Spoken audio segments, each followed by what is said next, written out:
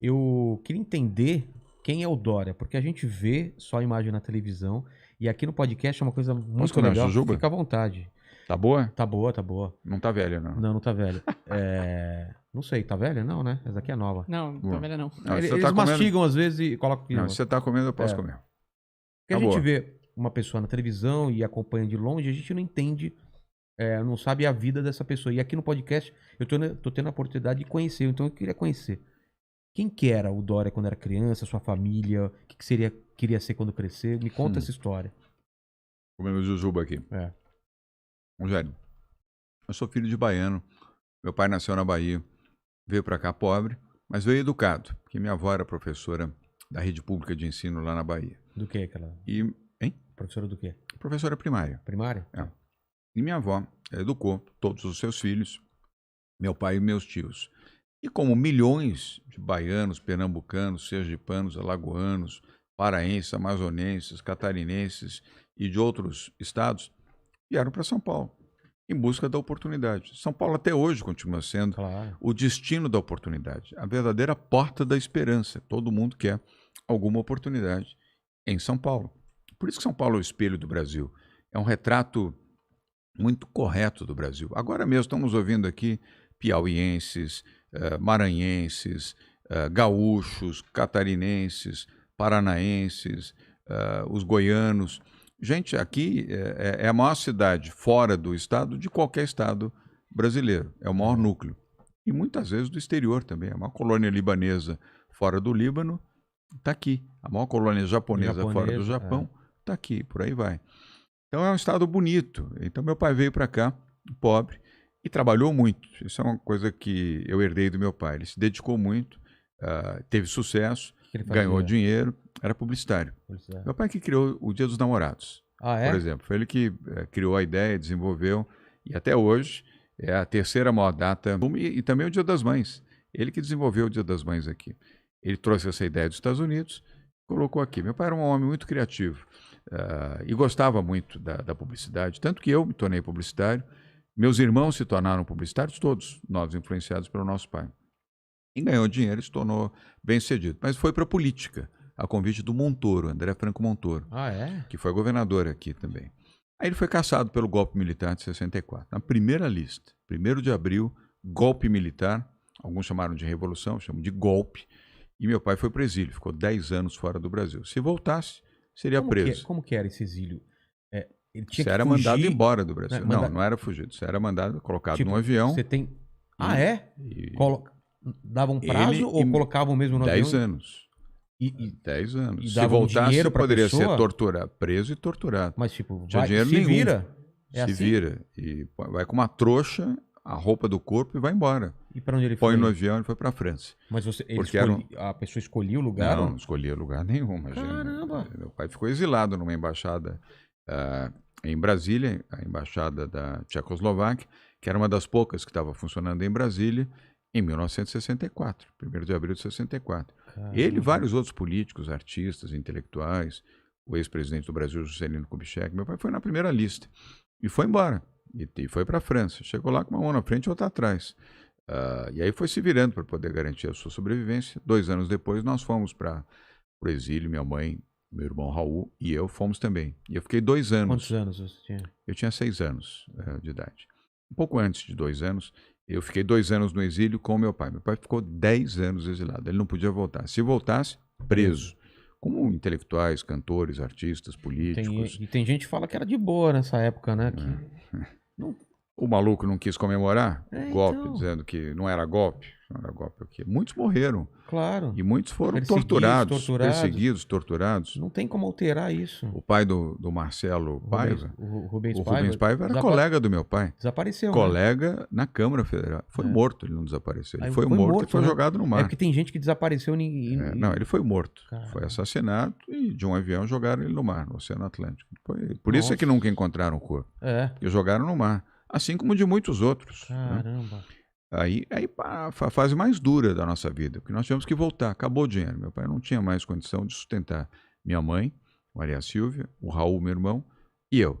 Aí voltamos. Aí foi a fase mais dura da nossa vida, Rogério, porque meu pai, de uma pessoa pobre, passou a ser uma pessoa de classe média. Quando nós voltamos, nossa vida mudou. Voltaram quando?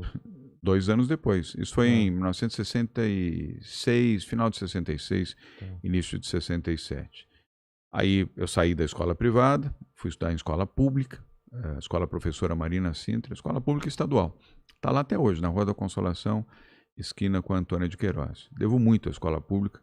3 anos da minha vida foi ali que eu estudei, e de noite, professores ralando e alunos também estudando na noite. Eu fui trabalhar. Com 13 anos eu comecei a trabalhar, como modesto office boy de uma agência de publicidade ali na Avenida Paulista, com a Joaquim Eugênio de Lima. Foi onde eu consegui o meu emprego. Aliás, eu fiquei emocionado hoje, posso contar isso, né? Claro. Porque eu recebi a visita do embaixador do Egito, hoje no Palácio dos Bandeirantes. Eu fiquei muito emocionado, porque eu contei para ele, e me emocionei, até chorei, porque quem me ajudou foi um egípcio, um judeu egípcio, chamado Maurice Cohen, que era presidente dessa agência de publicidade. Meu pai tinha trabalhado nessa agência anos atrás. Eu bati em 13 lugares para conseguir emprego, não consegui. E até que eu fui nesse 14ª porta, que era essa agência de publicidade, chamada Standard Ogilvy. Hoje ainda existe a agência, uma boa agência, por sinal. Porque eu lembrei que meu pai tinha trabalhado lá, falei, de repente alguém pode ter conhecido meu pai, quem sabe ele me deu uma chance. E eu acertei. Eu fui para essa agência, cheguei lá 8 horas da manhã. Nem a recepcionista tinha chegado ainda. 8h30 ela chegou, abriu a porta, eu fiquei ali do lado de fora, ela abriu e eu... Então expliquei para ela por que eu estava ali. Eu tinha 13 anos de idade. Eu queria falar com o diretor. Quem é o diretor aqui? Ela falou, é o senhor Maurício. Falei, será que eu consigo falar com ele? Falei, não sei se ele vai te receber. Falei, eu vou esperar. E aí fui fazendo amizade com ela, fui conversando e tal. Ela se afeiçoou, falou, tá bom, eu vou te ajudar. Quando chegar a secretária dele, eu vou falar com ela para que ela fale com ele, para que ele te receba. Ó a trajetória. A secretária do senhor Maurício era amiga dela. Quando ela chegou, isso já eram umas 9h30, mais ou menos. Eu já estava lá há 1h30 esperando. Mas quem quer ralar, tem que esperar. Claro. Não tem caminho, você tem que ir atrás. Bem, o fato é que ele me recebeu. Isso já era umas 10 horas da manhã, a hora que ele chegou. Na salona, tinha uma sala enorme, no segundo andar era uma casa. Ele me recebeu, eu expliquei para ele.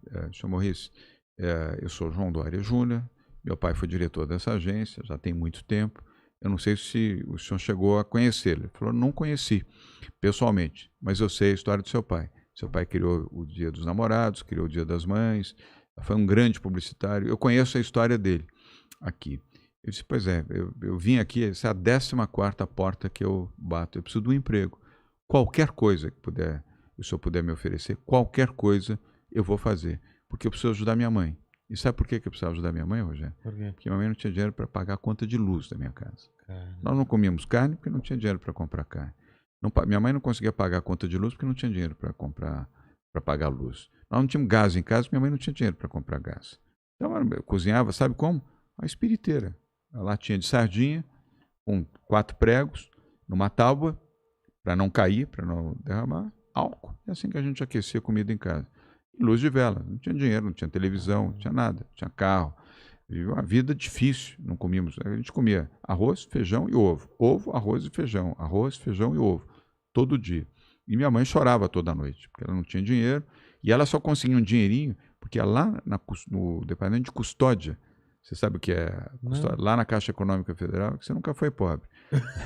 Lá na Praça da Sé é o prego. Você leva lá uma joia, leva um relógio, um cara com aquele binóculozinho. Tô ligado. Casa de penhor, né? Casa de penhor. Você vai lá no setor de penhores. É o prego que a gente chama. Aí ele vai, olha o seu relógio. Se o seu relógio vale 5.000, ele dá 500 de empréstimo para você e o seu relógio fica lá. Depois de 90 dias, você tem que ir lá, paga os 500, paga mais uma taxinha para a Caixa Econômica e recebe o relógio de volta. Era a única forma que minha mãe tinha para sobreviver. Pegavam as poucas joias que meu pai tinha tido a oportunidade de oferecer para minha mãe, inclusive a aliança, ia lá, aliança de ouro, avaliava, dava o dinheirinho, 90 dias depois você tinha que pegar e pagar, porque senão ia a leilão. Claro. Do lado do penhor, tá até hoje lá, no mesmo local, na Praça da Sé, onde é o prédio da Caixa Econômica Federal. E aí eu disse para ele, falei, minha mãe está chorando muito, eu não consigo, minha mãe não consegue, me dá um emprego. Ele disse, olha, agora eu não tenho, mas você tem um telefone? Eu falei, não tenho telefone. Então eu vou te dar o meu telefone, não tinha celular naquela época, o telefone aqui da agência, daqui a 30 dias você me liga, se tiver uma boa oportunidade, eu vou te dar. E ele cumpriu a promessa. Eu liguei para ele, antes de 30 dias, eu estava tão ansioso, eu liguei, estavam uns 25 dias. Falei com aquela moça que me recebeu, ela era telefonista e recepcionista. Ela falou, vem aqui, dá 2 dias, vem aqui. Ele falou 30 dias, dá 2 dias você vem aqui. Aí eu fui, de novo ele me recebeu, falou, eu vou cumprir a promessa. Tem uma oportunidade para você.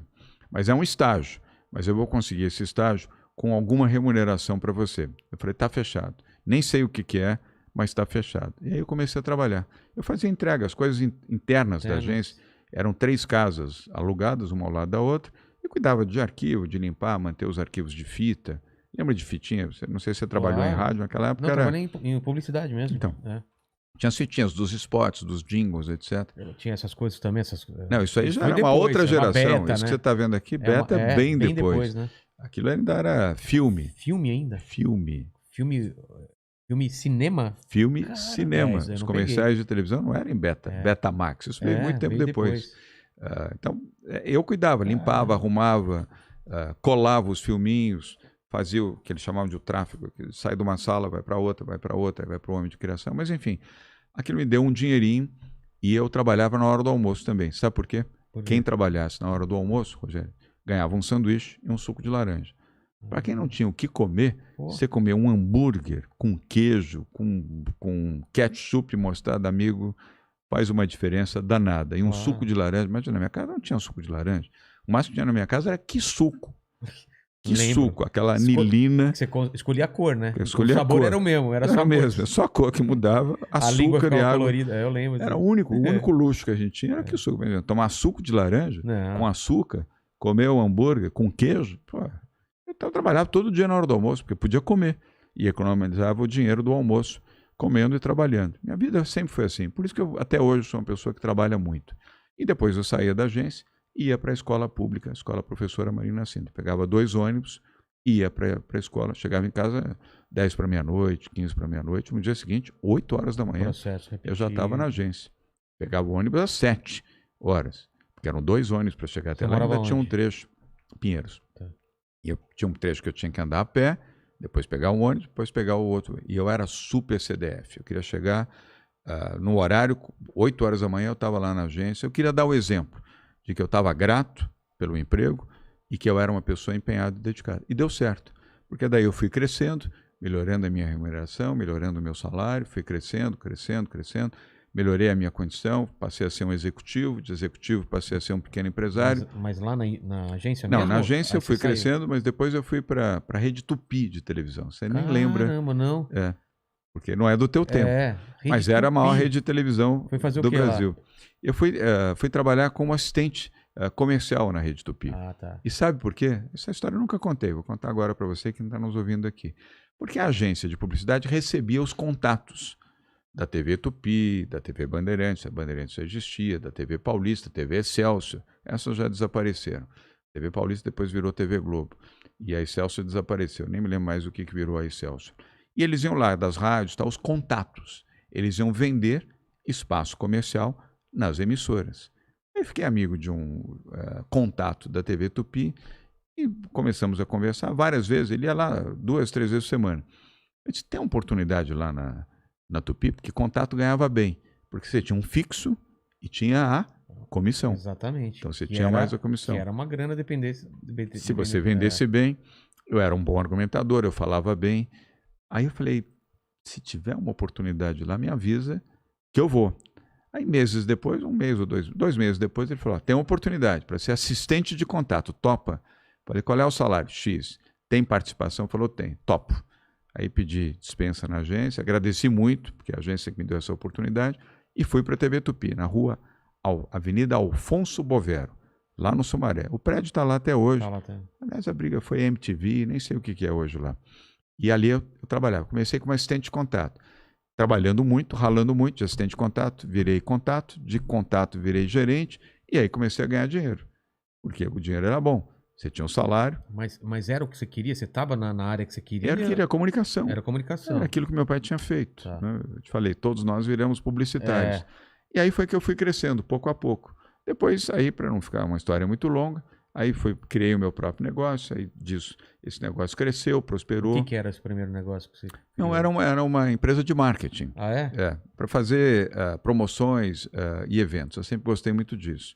E aí fui crescendo gradualmente, ganhando dinheiro, tornei uma pessoa bem-sucedida.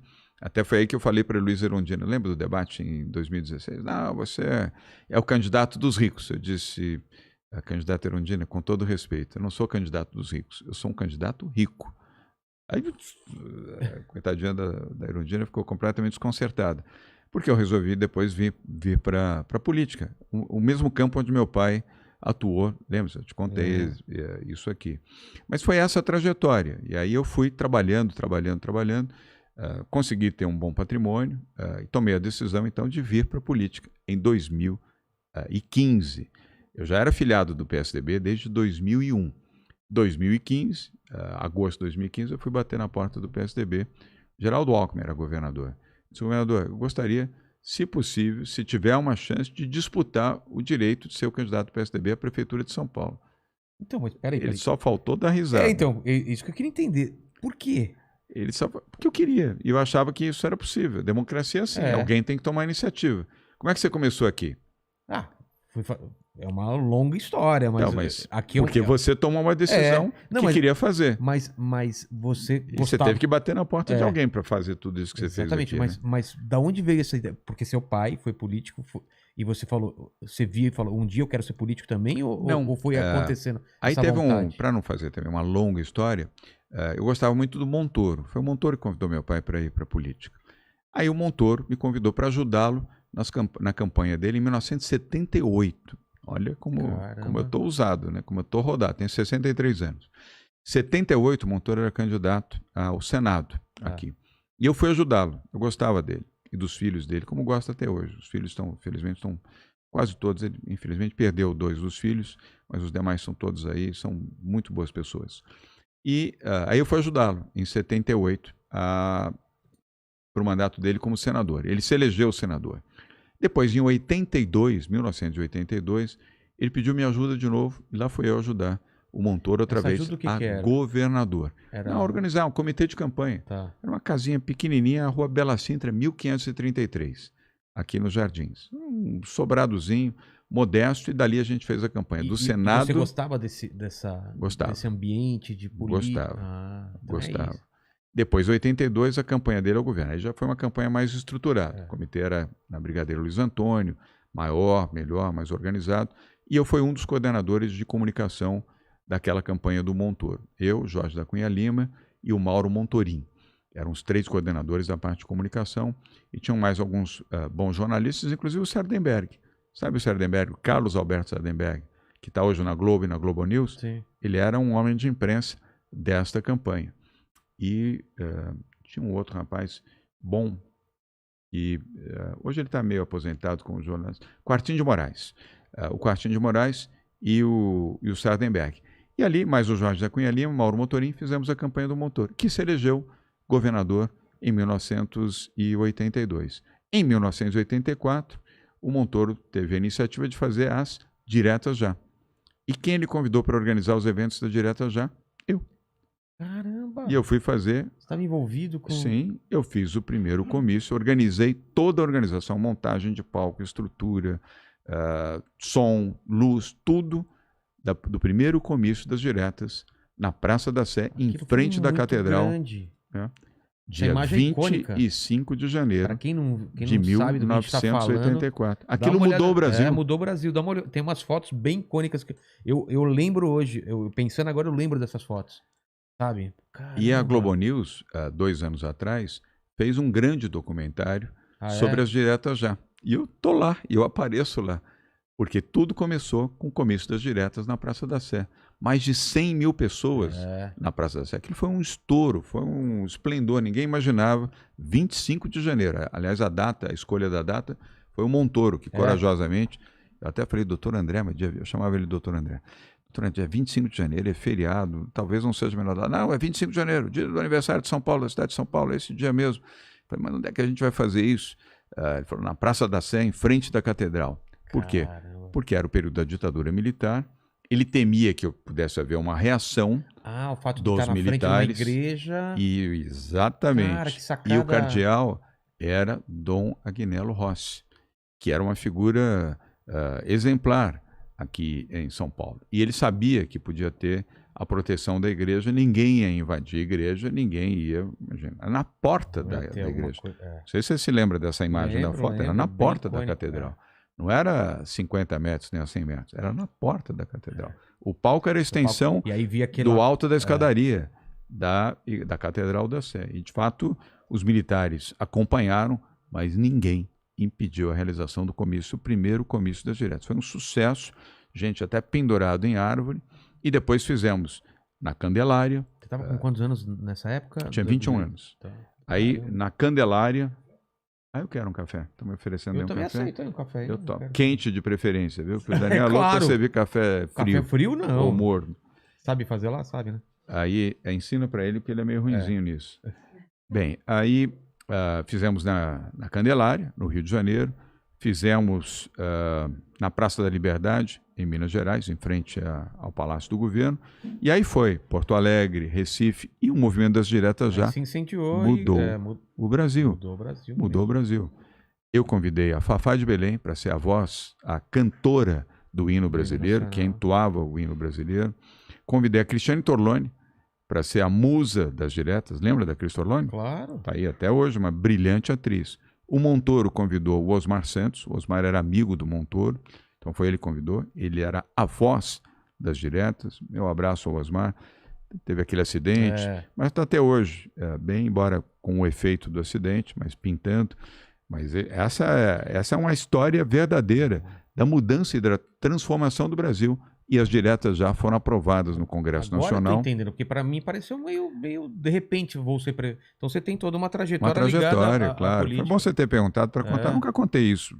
Em microfone, primeira vez que eu tô Para mim era falando. um empresário que deu na louca, falou, eu quero ser prefeito, e não é, né? Não foi tão louco assim. Tinha uma história. Mas tinha uma história. Foi audacioso. Não, eu sempre fui audacioso. audacioso. Logo para prefeito, né? Eu sempre fui audacioso.